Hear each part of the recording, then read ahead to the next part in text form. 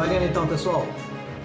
É assim, vamos lá, a gente vai comentar sobre um assunto que no final das contas nós temos que ter, antes de tudo, a seriedade e a prudência de nos colocarmos na fila do pão, tá? O tema é um pouco, claro, polêmico acima de tudo. Não acredito que venhamos a ser censurados em função disso, mas levamos em consideração de que liberdade de pensamento, liberdade de expressão, são coisas distintas, porém uma decorre da outra, tá?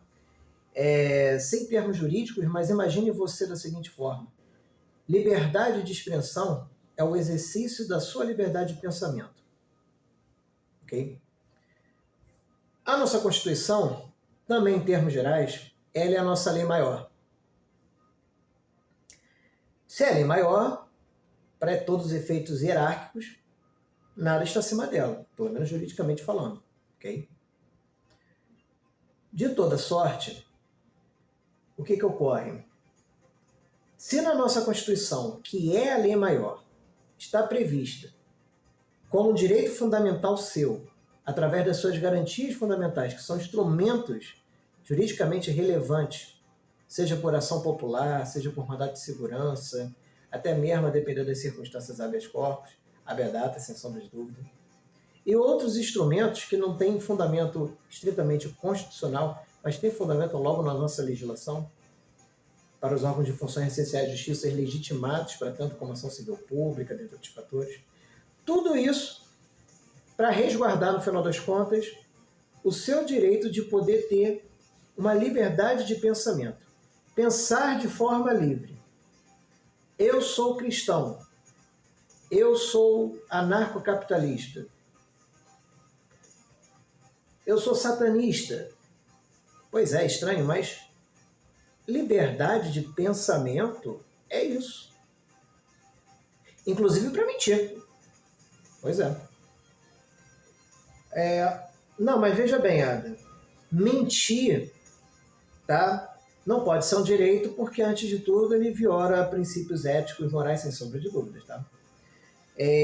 Mas se você quer exercer liberdade de pensamento, se você quer pensar de forma livre, na sua acepção mais, não só apenas gramatical, mas léxica possível, levando em consideração que a norma jurídica fundamental, que é a norma constitucional, prevendo a título de movimento constitucional clássico uma liberdade pública fundamental, que é o nosso direito constitucional fundamental de pensar de forma livre e assim também se expressar de forma livre, isso tem que ser feito, antes de tudo, na sua interpretação mais literal possível. Senão você vai ter insegurança. Porque a liberdade, pessoal, pensem comigo, nós temos aquela acepção juspositivista, que inclusive é a que vinga à luz da jurisprudência do próprio STF, de que os direitos eles são consagrados à luz do ordenamento conferidos pela legalidade. Tá?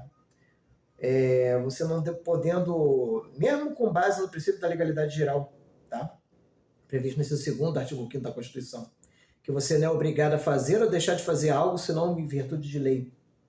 Seja mediante pacta sunt servanda, pacto entre as partes, contrato, negócio jurídico, ou então ato jurídico em sentido estrito que decorra por força de lei, pelo batismo da autoimposição democrática indireta, que são os nossos legisladores, com a sua função típica não só de fiscalização, mas de legislação, de legislar, criar leis, para que aquilo que ele crie passe a nos obrigar a fazer ou deixar de fazer algo. Caso nada tenha nesse sentido, possamos ser livres para tanto. Tá? Então, observe, pelo próprio conceito da questão, liberdade não é um direito, liberdade é um poder. Quiçá, no âmbito do linear da metafísica, no que diga respeito à tua capacidade cognitiva. Para efeitos, antes de tudo, de você ter a liberdade de pensar da maneira que entender por bem. E expressar isso da respectiva forma. Tá bom, Ada, isso é muito lindo, maravilhoso. Poxa, parece até o náufrago, até ele encontrar sexta-feira, né? O Robinson Crusoe, por exemplo. Só que quando nós temos dois ou mais indivíduos em meio a um corpo social, nós passamos a ter direitos e obrigações que precisamos respeitar uns aos outros, a título de contraprestação, sem prejuízo das respectivas responsabilidades que dali decorram, com uma legislação previamente definida, ou à base dos costumes, das condutas sociais reiteradas, aceitas com convicção de autoridade. A questão é, quando estamos entre dois ou mais indivíduos, precisamos de limitações.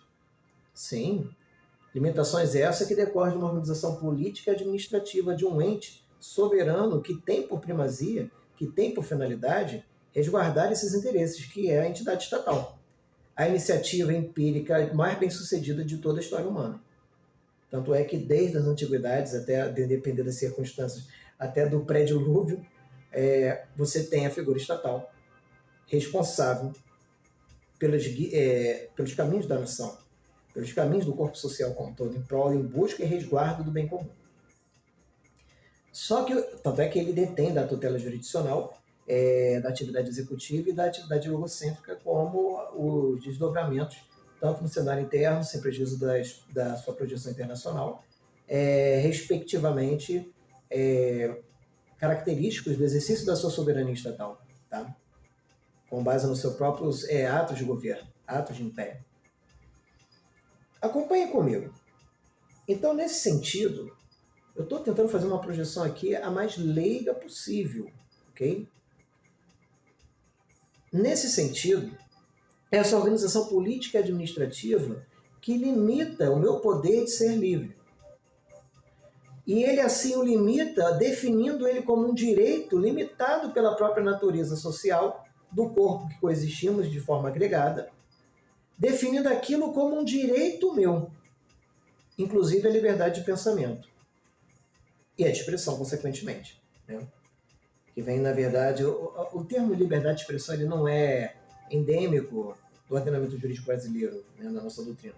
É a liberdade de pensamento, não só incorporada pelo Constituinte, o que por si só já bastaria pela própria projeção, pela própria teoria jurispositivista, mas é característico do nosso ordenamento, sem prejuízo da nossa influência norte-americana, desde os dizeres de Rui Barbosa, na época que era os Estados Unidos do Brasil, inclusive, a nossa forma federativa desde lá de então. Mas a nossa ideia sempre foi mais abrangente, como liberdade de pensamento, ter a liberdade de poder pensar da maneira que quiser e disso exteriorizar mediante a sua expressão. Tá? Claro que no final, ontologicamente, é tudo a mesma coisa, e no seu aspecto normativo material também. Só que lá nos Estados Unidos, sempre foi o conceito liberty speech, né? Sempre foi o conceito de liberdade de expressão. E no seu aspecto maximalista, ao ponto deles permitirem toda e qualquer liberdade de expressão mesmo. Claro que agora, com o advento de entendimentos trazidos pela Suprema Corte norte-americana, inclusive, de vedar estímulo e fomento, por exemplo, ao terrorismo. Tá? Mas com uma série de nuances, desde de que forma direta, de cases que surgiram desde a época do governo Bush, do evento 11 de setembro e tudo mais. A realidade norte-americana mudou muito de lá para cá, né? Desde aquela ideologia made self-man. Mas, de toda sorte, a liberty spirit lá continua sendo uma preferred position, uma posição preferencial. Toda vez que houver necessidade de escrutínio estrito de ponderação de valores, a título de técnica de ponderação de interesses, a título de regra de proporcionalidade, que eles chamam de razoabilidade por lá. Né? Então, o que ocorre?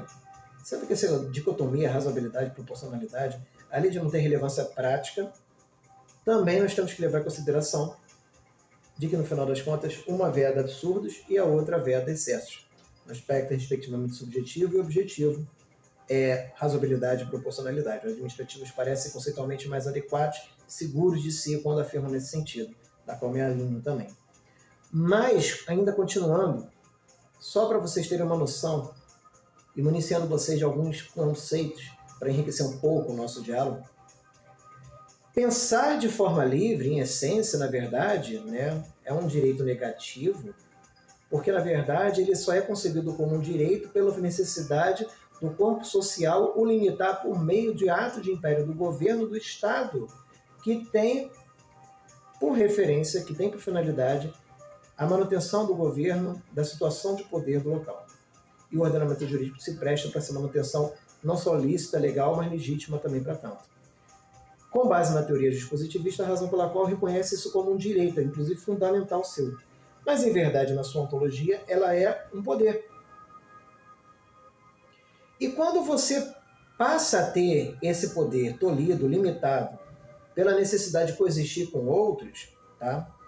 Você fica numa linha muito tênue entre justiça e vingança. Justiça e vingança em função do quê? Em função do fato de que, quando eu tenho o poder de pensar da maneira como eu quiser e da maneira que eu expressar, que eu entender por bem, em função de não prejudicar o interesse de terceiro, nós temos diversos desdobramentos aqui que, no final das contas, o que cabe mais que ser relevante informar é o seguinte: por que, no final das contas, eu tenho que exercer liberdade com responsabilidade? Porque pensa comigo, liberdade com responsabilidade, sim, claro, não é só válido, é salutar que você diga a verdade, que você se paute com fundamentos mais objetivos e seguros possíveis aquilo que você está afirmando, evidentemente. Mas liberdade de pensamento é o quê? É o teu direito, inclusive, até de mentir, é o meu direito de perversidade. É o se eu quiser botar, né, que vocês já sabem, né, e por aí adiante. Por mais que torto isso seja. Porque entenda, se eu quiser me manifestar dessa forma, eu só vou, com perdão do termo, mas com até um certo recurso vocativo, sem querer ofender a ninguém, eu acredito que não, tá? Mas eu só vou achar isso uma babaquice, ok? Eu não vou ligar para isso. E o máximo que vai acontecer se utilizando do recurso de streaming das redes sociais, eu simplesmente não vou ver isso. Não vou dar audiência para isso. Isso vai ser irrelevante para a minha vida. O mundo antes e depois vai continuar a mesma coisa com o conteúdo exposto dessa forma. Não, Ada, mas você tem que levar em consideração que a fake news, obviamente, não é só isso. Você pode ter o desestímulo para a desordem da manutenção das instituições democráticas.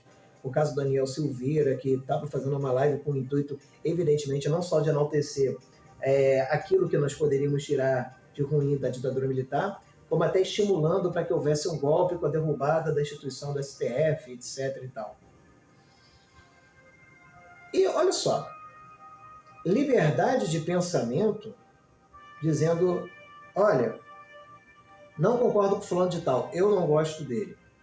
Tá, isso é uma obviedade. Fulano de tal é isso, é aquilo outro, que pode implicar, inclusive, práticas criminosas de injúria, difamação, principalmente difamação e calúnia, né? E sem prejuízo da responsabilidade na repercussão no âmbito civil e administrativo, dependendo das circunstâncias, havendo o poder regulamentar envolvido dos agentes da situação em análise. Envolvendo improbidade, se houver elementos subjetivos específicos de dolo, etc. Mas o ponto isso já existe, esses fundamentos já se aplicam no nosso ordenamento, e quem tiver interesse é sempre ter nem juízo. Mas como você pretender a demanda de uma tutela jurídica específica violando a intangibilidade da vontade humana? Porque o escopo pedagógico indireto, consequencial, como medida coercitiva indireta, são as penalizações indenizatórias, pecuniárias, que vão pesar no bolso do indivíduo bastante dele parar de fazer isso.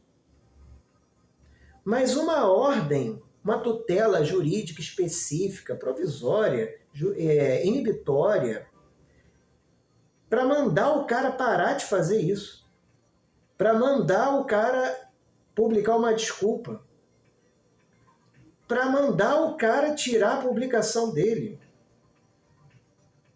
Gente, isso é tão impossível porque no final das contas é um poder. E tão impossível é que se o indivíduo quiser fazer de novo, ele vai fazer de novo. Por isso as medidas adotadas em proporção foram em que sentido? Não, então vamos nos utilizar do marco regulatório da internet, nos utilizar de todo o fundamento legal aparente que fora desenvolvido tanto entre o legislativo quanto o pacto republicano, o que não deixa de ser válido. E as redes, no final das contas, serem coagidas a perderem seu engajamento e serem até proibidas do território nacional, na nossa jurisdição, se não adotarem medidas nesse sentido com base no marco regulatório da internet, LGPD, etc. desestimulando indiretamente, como medida coercitiva indireta, produções desse tipo de conteúdo. Tá? Mas é uma forma indireta, etc. e tal. Então, o que acontece? Quando você... Se podemos dizer que essas medidas atualmente aprimoradas, adotadas, em regra pela jurisprudência, tá? Sem prejuízo do inquérito dos atos antidemocráticos, parece que é notório na comunidade jurídica de que esses fundamentos, por mais que reiterados pelo próprio STF, desde o informativo 982, mas a comunidade jurídica unissa, doutrina, o segmento da praxe jurídica, não só não se concorda com isso, tá? Como evidentemente isso aparenta ter carecer de qualquer tipo de coerência ou coesão com institutos jurídicos existentes. Tá? E sem sombra de dúvida, isso desestimula o poder que o indivíduo tem de poder pensar de forma livre, exercendo isso como direito fundamental seu, levando em consideração as limitações trazidas desde então pelo poder constituinte originário, as alterações poucas, pontuais, trazidas pelo poder constituinte derivado do reformador, a título de reforma constitucional, e, sem sombra de dúvidas, o poder constituinte difuso, responsável pela mutação constitucional, que é o guardião dela, que é o próprio STF, a nossa Suprema Corte. Com base nesses entendimentos dessa mutação constitucional e as alterações definidas em saída infraconstitucional, consideradas constitucionais, porque no mínimo que você possa suscitar seriam violações indiretas, e elas seriam, com isso, presumivelmente consideradas lícitas, válidas, constitucionais, tá? Sim, legítimas, sem sombra de dúvida que não. Até com base no mínimo inatacável da ética argumentativa, a título de autopropriedade, PNM, pessoal libertário que gosta, né, desses conceitos. Mas entenda, o desestímulo para você falar em liberdade de expressão, no final das contas, você vai ficar relegado ao quê? A fazer seus conteúdos, atendo-se ao que o algoritmo exige que você faça, não só limitando, mas guiando a produção do seu conteúdo de modo geral. E isso limita muito a inalterabilidade, ou seja, a ilimitação da criatividade humana. Que no final das contas é o que geralmente gera like, é o que gera o vídeo ser viral, gera engajamento orgânico, gera os grandes influencers, por assim dizer. Tá? Esse entendimento ele não é inconstitucional, tá? Não tem vício material, não tem vício formal de inconstitucionalidade. O seu vício material de inconstitucionalidade ele só é indireto, em que pese ele não ser legítimo sob uma ótica ética moral, na sua vertente mínima considerável marco civilizatório. Juridicamente ele é exigível, é uma orientação geral de época da autocomposição da corte, sem prejuízo, evidentemente, do último sabatinado. Tá? Ele eu particularmente acho que... mas quem sou eu? Quem sou eu e você para acharmos? Ele fala que liberdade de expressão é coisa do passado. Então, diversos incisos do artigo 5º também são coisa do passado. O que é disposição trazida pelo próprio poder constituinte originário é coisa do passado. Mas uma pessoa minimamente capacitada, tal como eu, minimamente capacitada, estava lá no Senado para sabatiná-lo? Então o que acontece? Essa é uma realidade, é a orientação geral que nós temos pela parte da Suprema Corte, do Supremo Tribunal Federal. Isso não vai mudar. Nos próximos 20, 30 anos não vai mudar. Tá? Esses meios de controle social, tanto sobre a sua ótica executiva, administrativa, legal, por cláusulas gerais e principalmente os entendimentos da nossa jurisprudência vão se aprimorar cada vez mais, mas eles têm limitações, pelo menos ainda tem. Tá? E uma dessas limitações é o principal recurso que nós podemos utilizar de forma estratégica. Faça seus conteúdos, por mais polêmicos que sejam, na base das perguntas. Porque se você fizer esses conteúdos à base de perguntas, não são posicionamentos, são perguntas. E por serem perguntas e não serem posicionamentos públicos consolidados, não vai gerar responsabilidade do produtor de conteúdo, caso você seja entrevistado em um podcast, por exemplo. não vai, no final das contas, ser uma orientação característica da atividade típica de um influencer digital. Não vai haver com isso a projeção de responsabilidade no âmbito civil, no âmbito regulatório, no que diz respeito ao marco regulatório da internet. Tá? Por quê? Porque é só uma pergunta. Faça seus conteúdos orientados para vocês terminarem a base de perguntas. Tá? Há canais dos mais diversos, dos mais variáveis. Tá? Seja do espectro mais mainstream possível, das mídias e tudo mais, seja do espectro da mídia marrom, como muitos são. Eu não curto muito essa pejoratividade que as pessoas costumam afirmar. Não sou só arrogante, eu acho que no final das contas é um desrespeito, porque é a retratação cabal de que você tem uma mentalidade autoritária. Você só aceita o seu ponto de vista. Não há diversidade nisso, aquilo que tanto se prega com base nesse tipo de entendimento. Então entendam vocês, com base nessas situações, façam seus conteúdos extremamente polêmicos, tá? Com assuntos extremamente polêmicos. Claro, há expressões, né, que não dá para botar, que não dá para fazer, né? Não dá para fazer. Mas, de toda sorte, ainda que você faça isso de forma direta, faça na base da pergunta. Tô certo ou tô errado?